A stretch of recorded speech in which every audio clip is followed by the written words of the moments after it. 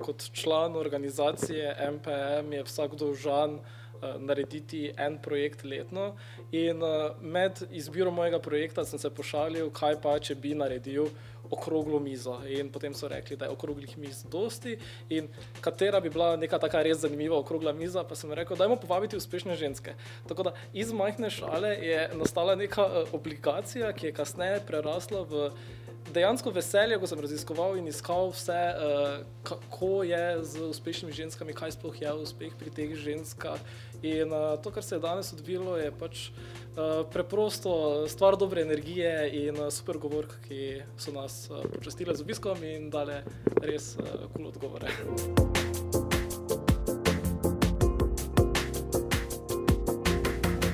Mislim, da se je treba predvsem držati tega, kar rad človek v življenju počne, da so to neke zavestne odločitve, da je zadaj neka primarna radovednost in veselje in da pač skušaš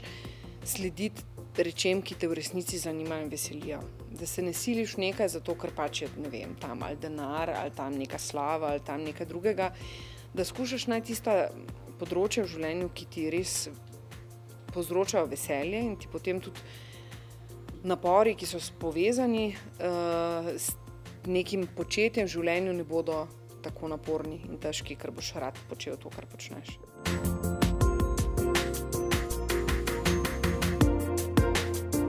V medijih prihaja do res nekega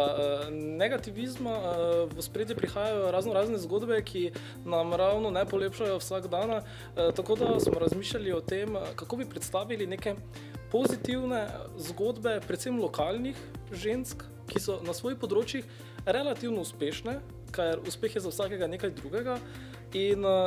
smo se spraševali, kako približati te zgodbe tudi pač študentom, ostalim, ki so danes poslušali ta pogovor, zaradi tega, ker se zna zgoditi, da katera od teh žensk preprosto gre mimo tebe in ti sploh ne veš, da je uspešna v nečem ali pa da je res dobra v tem, kar počne, da uživa v tem. In glavni fokus, glavni namen je bil predvsem tukaj pripeljati nekaj takih inspirativnih zgodb, predvsem študentom, da vidijo, da ni vse samo črni oblaki, ampak da se da tudi kakšen sončni žarek najti v Mariboru.